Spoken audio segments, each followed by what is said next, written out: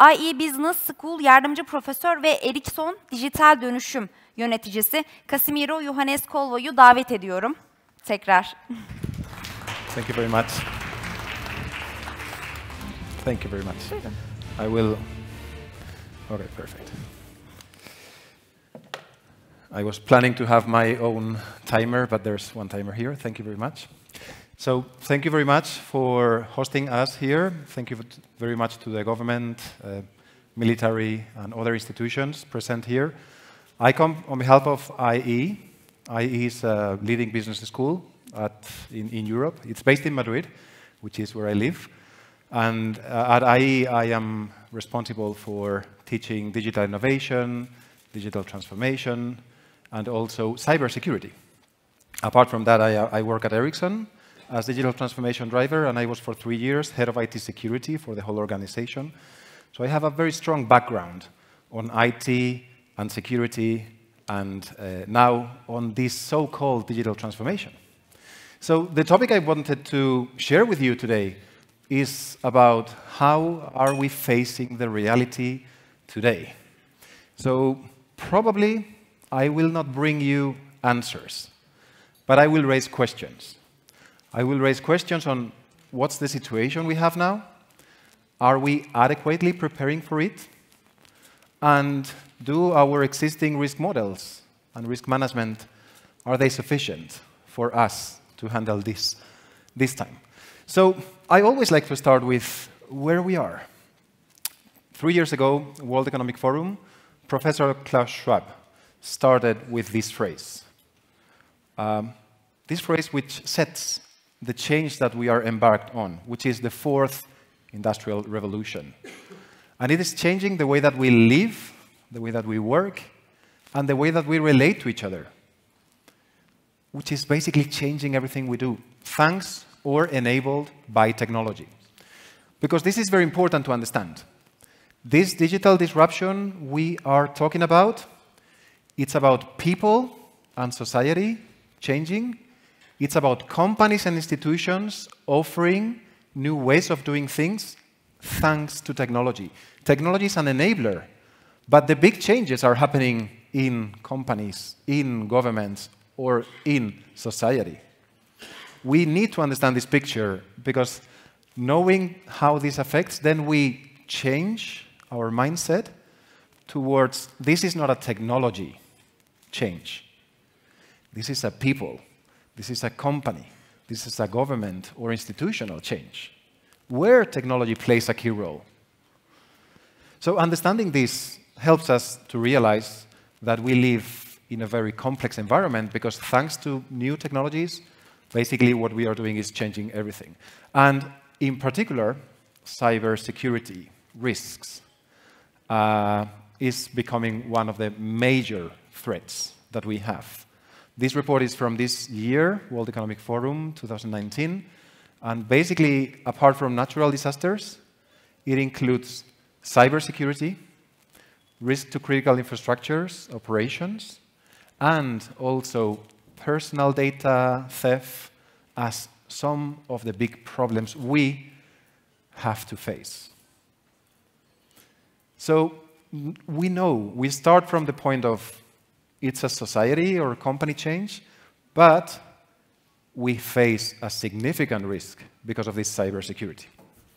And why is that? That's because we are in a VUCA world. I love this term. This term comes from the military. They used to refer to VUCA when they face situations that are where the information is not complete. And this is where we are with regards to digital technologies today. We live in a volatile, uncertain, complex, and ambiguous situation in which things change very rapidly. Also, companies change very rapidly. You probably have noticed that now the big companies are all digital. And they were not existing 15 or 20 years ago. All the big companies today have built their models in platforms, in digital, in technology, and in data. And that's why they are so good today in this VUCA world, because they understand that if there's one thing that is certain, it's the speed, in decision making, and it's data. So they take care of a lot of data, and they know how to handle that. We'll come back to that later. But basically, the three big questions that we have for today are these ones. Are we facing new risks, or is it like old risks simply with a new shell thanks to this digital technology? We will also see the need of a speed and automation to face this reality. And finally, very briefly, we will explore how can we handle this? How can we handle and live in this VUCA world? How does technology risk management has to evolve? So with these three things, we go back to our social and business. And first thing that we have to understand is, what do the bad guys want? And here, bad guys is a very wide term, but it's basically the ones who want to take access to our assets or our information. And if we think on those two areas, first, as people and society, of course, the bad guys are after the money. That's the first thing that they will try. There's an industry behind. An industry where what they want is money. But it's not only that. They also want our information. They want our credentials. They want to break some of the critical infrastructures or services that we are dependent on. So in this side, we are including things that affect society as well, not from just one person perspective, but also the critical infrastructures. On the other one, for the business, what do they want, what do they need to protect, and also which are the key assets? Similarly, money.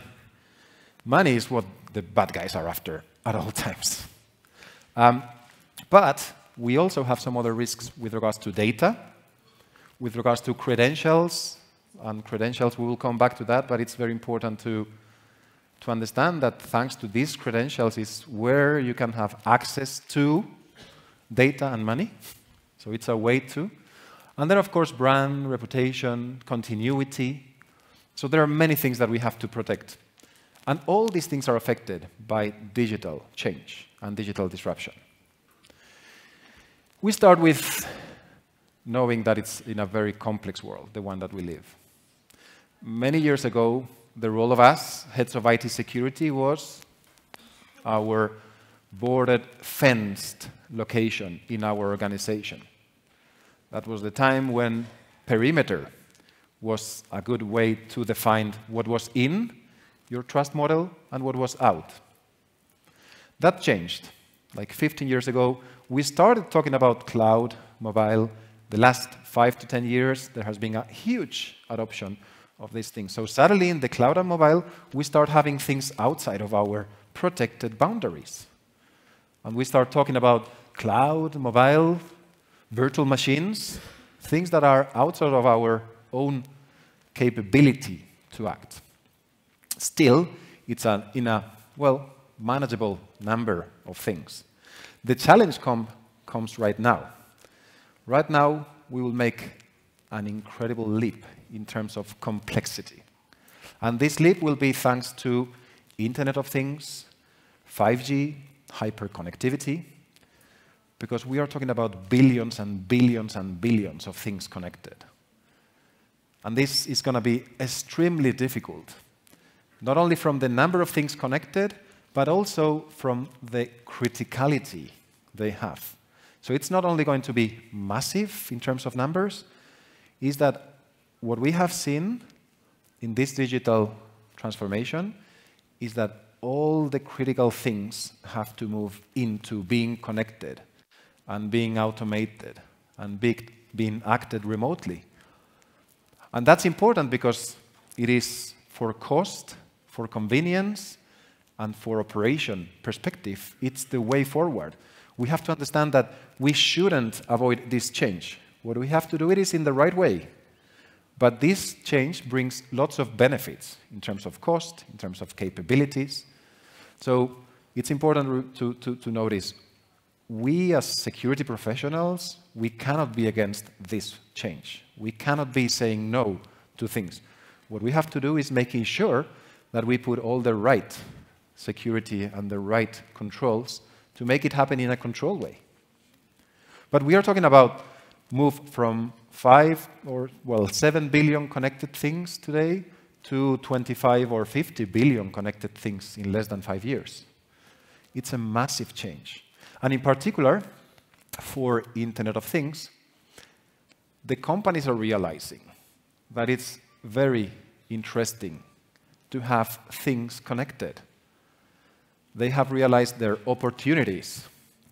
The thing is that these opportunities, and these numbers come from Vodafone IoT Barometer, like 5 days ago, more and more companies will jump into this one because of the benefits, but it comes with lots of other risks that perhaps companies are not taking into account. They go for the convenience and operations, but there are other risks, such as using these devices for hijacking their security, accessing critical data, and most importantly today, in terms of massive things connected, it's being used for denial of service attacks and for using bots. Huge number of devices in these bots that can be used for different things, not only for the denial of service. But one interesting thing that is happening, and we'll come back to that later, is that they are building bots to test new things as well. So they are building bots just to test how things will happen in the real world. So lots of risks as well with this one. It's difficult to find connected things that are secured. That's our challenge. The majority of the IoT industry is focusing on speed and being first, but unfortunately not in security. And there we should be really pushing for, let's make security an integral part of the change. More things. Sometimes you don't need things to work on your behalf. You can simply get the credentials from people or lure them into accepting malware. You probably have heard about these two words before. For some years it was pure scam, sending everything to everyone. Then it was a bit more targeted with phishing. And then it get extremely targeted with spear phishing.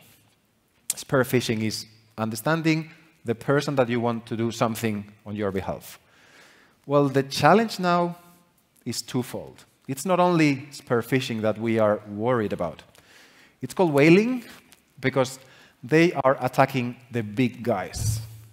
So they are really making the profile of the head of the security of one company or the CEO of a company or governmental persons that are very important to address and convince them to do something that they shouldn't. We can kind of solve this problem with a lot of awareness and high focus on the top 5 guys of our companies. The challenge nowadays, it's not this one. Well, not only this one. It's that it's called the long tail. Amazon makes half of their money with things that only 1 or 2 persons purchase. In a normal supermarket, that would be impossible because you need to have inventory, and that drives costs. But in the digital world, you only need a picture to put it on your web page, and that's it. 0 cost to have long tail of things.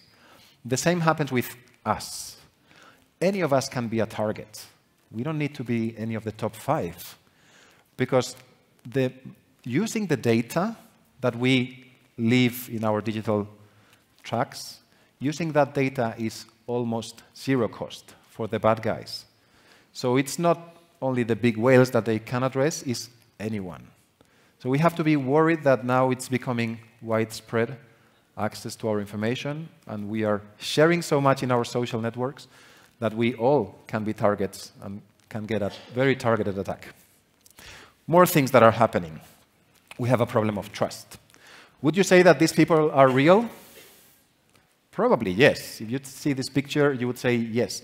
If you go to this web page, thispersondoesnotexist.com, every time that you enter, the artificial intelligence creates one image of a person.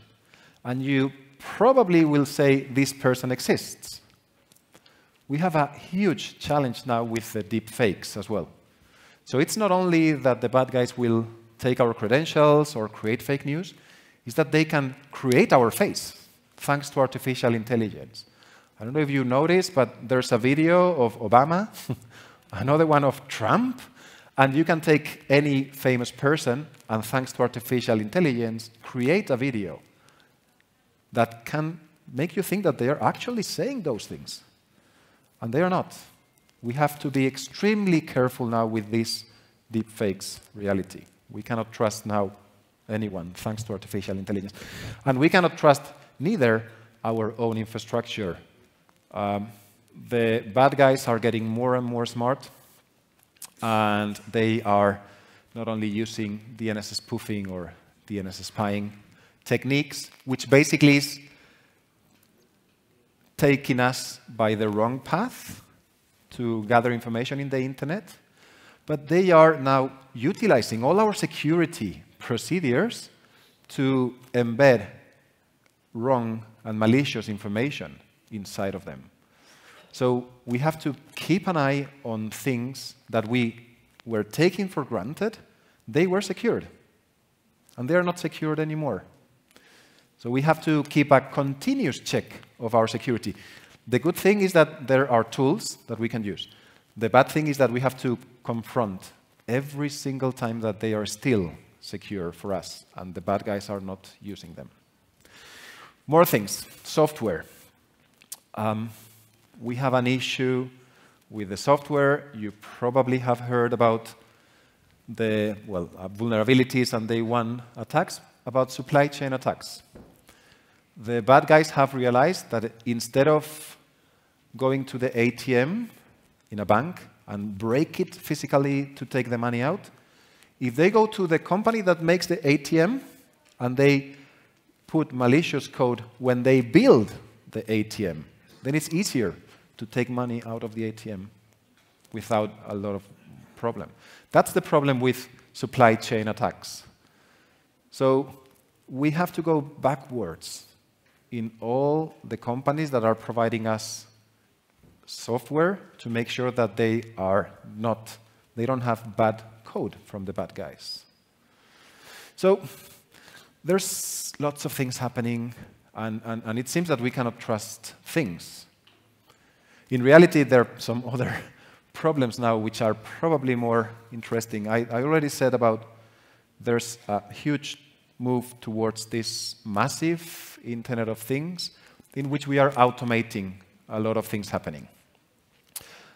What the bad guys are trying now is that in those physical devices that are connected, not just the phone or a computer, but a sensor in our parking space, or a sensor in our coffee machine, that those things are hijacked, and in order for us to change, we have to do a physical change in the device. We are not going to change our coffee machine if it's connected. We are not going to make changes, physical changes in our devices, because we are very comfortable with the world as it is. So hardware is also the new vector for attack for these guys. We think that automating will probably solve some of the issues. Some risks that appear in automation are also related to robotic process automation, the amount of information that they can access. So if a bad guy gets control of the RPA, then suddenly they have control of our data. Or the algorithms themselves. I don't know if you heard a couple of cases in which wrongly built algorithms in machine learning machines, they basically made that these machines were learning how to be bad. So we have cases of racist artificial intelligence or biased artificial intelligence that excludes people in search for talent. Or the worst situation was when two artificial intelligence machines from Facebook, they decided that the human language was not good, so they created their own language, and no one could understand what they were talking to each other. So suddenly we can come to a point in which the algorithms are talking by themselves, and we have no clue what they are doing or deciding. So we need more transparency as well with the automation. And last but not least, artificial intelligence. It's clearly one of the big hypes and one of the things that can help us to do more and better. But the bad guys are also putting their money on artificial intelligence. They are putting their money because they are moving from what we call the APTs, Advanced Persistent Threats. You might have heard about them. Now they are Advanced Intelligent Threats. So they change and evolve continuously thanks to artificial intelligence. Or, as I said before, they are creating bots, hive bots, in which they test and try all their malicious code. Or, worst thing that is happening now, and this definitely comes from military type of attacks, it's called swarm as a service. So they attack you with thousands of bots at the same time, and you basically cannot handle them all. So swarming is now a new type of attack that it's becoming very popular because our defense systems in the cyber world are not ready for this. Is new technology helping us anyway? You probably have heard about blockchain. You probably have heard about nanotechnology. You have heard about quantum. It's too early to say. Blockchain can help us with trust models. Nanotechnology can help us to solve artificial intelligence and swarm kind of attacks. And quantum will definitely change all the cryptography models. So it's too early to say, but usually when a new technology comes in, it brings lots of opportunities, but it also brings new risks. So clearly, the bad guys will use these ones as well. So to our first question, I think that we have a much wider exposure for these two reasons. It's not only that the old threats in the physical world are happening in a massive model, in the digital one, but also that the bad guys are very smart, trying to find new ways of attack. So technology is opening new risks, creating the old ones in a digital format, but also opening new risks. And that's basically because of structural problems that we have had in the way that we devised this internet-connected world. It was devised for convenience. It was devised for making things easy. It was devised for us not to have to go to the bank, but just solve it with our mobile phone. It was not built for security. It's built also for, or it's embracing new complexity over and over. It doesn't have long-term vision. So we have to change our defense model. Because if there's one thing that is certain, is that the bad guys are not stopping. They are the best entrepreneurs that exist in the world. So whenever we talk about entrepreneurship in IE, which is one of the big things that we do, we talk about cybersecurity bad guys as one good example. Whatever is new, they try to use it. Day one, even day zero. So what can we do? We have to do three big things in this VUCA world. We have to be fast. We have to be agile, because things are changing very rapidly. But that agility cannot depend only on humans, because we are very slow to react. We have to be intelligent, and it has to be automated. Let's go very quickly to one by one. You probably have heard about agile, DevOps, and all these nice words. I have to include it, because if you're doing a technology session and you don't include agile, then you're not on the hype. So we need to embrace agile. We need to embrace agile mindset. The only thing is that we have to do it, no matter if we go for agile, DevOps, or whatever model, we have to do it with security from day one. What we are doing, for example, as part of our classes and in some companies, is that we are trying to include risk-based decision-making in any cycle of agile. It's very early to say that it's working, but at least it gives, from day one, the mentality of, hey, security has to be here by default and by design. So we have to be fast, but including security. Second thing, we have to be intelligent. And intelligent is also reducing the risk. And reducing risk sometimes is reducing the surface for attack. So our intelligence has to be, how can we really focus only on those things that are a real threat to us? A company like mine receives every day like 90,000 types of attacks. We don't have the bandwidth to solve them all. It's impossible. What we have to do is, out of those 90,000, the 2 or 3 that are probably the ones that could be a real attack behind. So you have to reduce the surveys, and you have to use artificial intelligence to reduce also the capability of understanding which is the key one that you have to take over. And in order for you to do that, you have to use threat intelligence. And threat intelligence is a very simple thing. You cannot just look on your own world. If you look on your own company or your own organization, then you will not see what's happening outside and the attacks that you will have from the outside. So the threat intelligence part is what intelligence units do everywhere. Check outside what's going to attack me. Just put it together with the internal information, because their need for collaboration is critical in this new connected world. And we have been pretty bad at collaborating, especially between companies.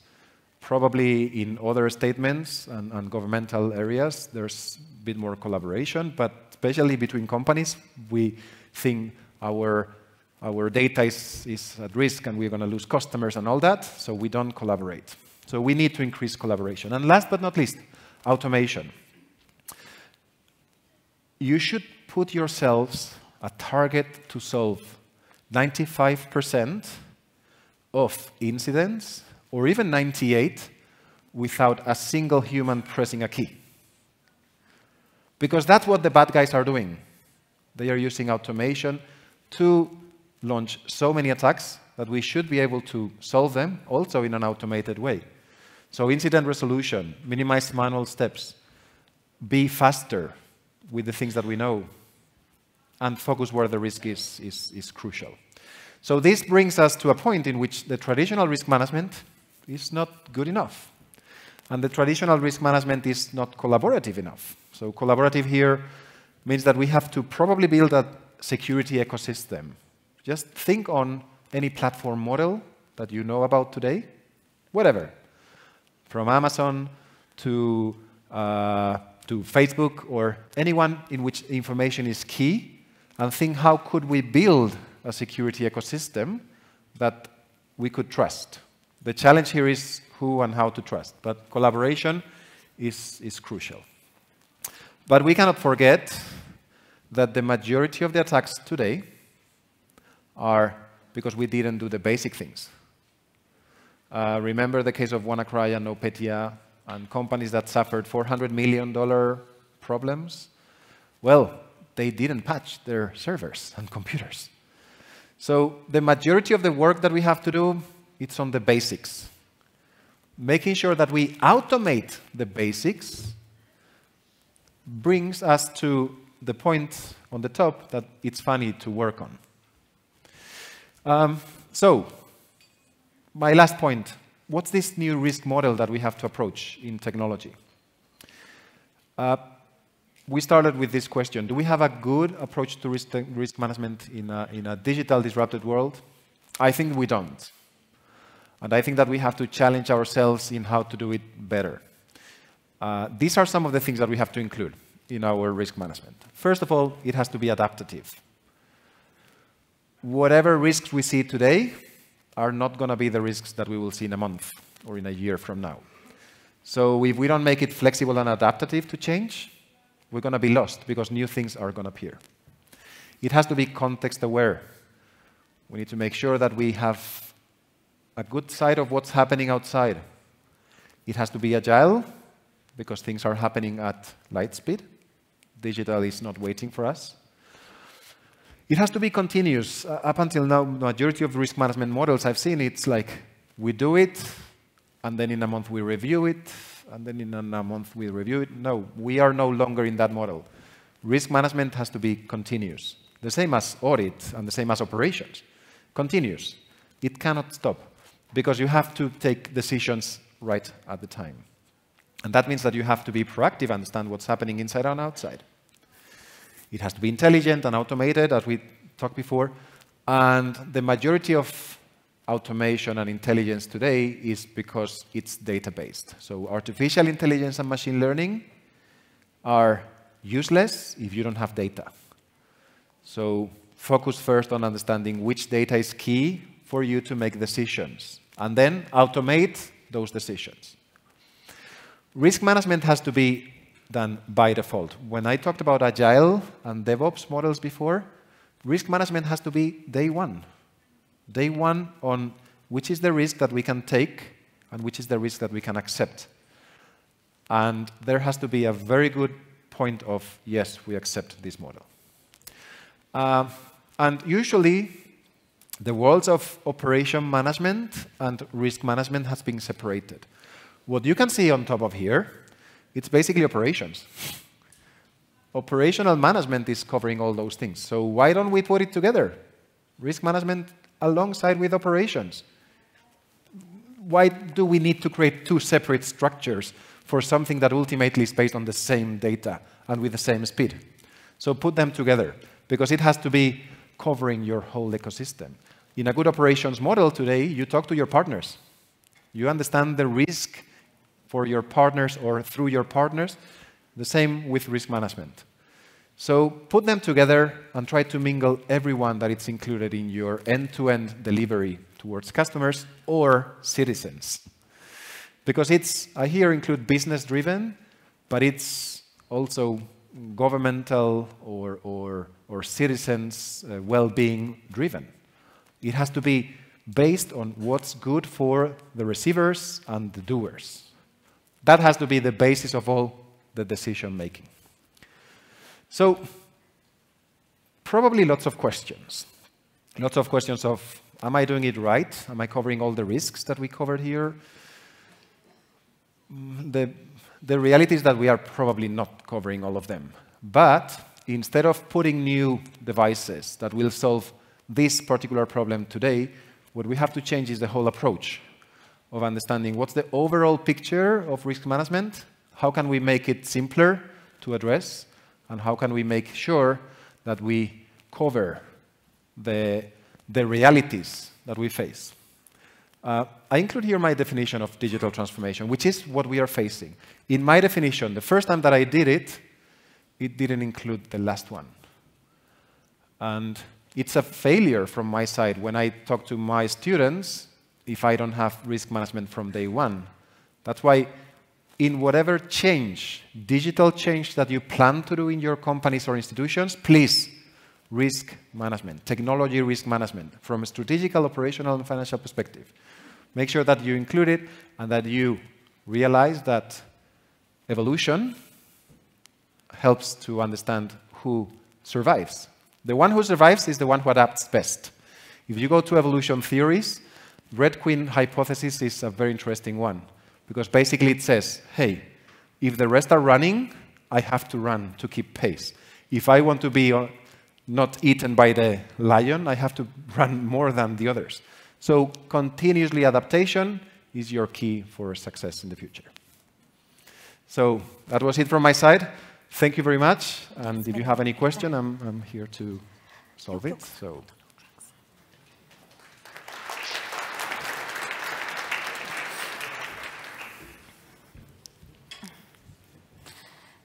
Oh. Thank you. Thank you very much.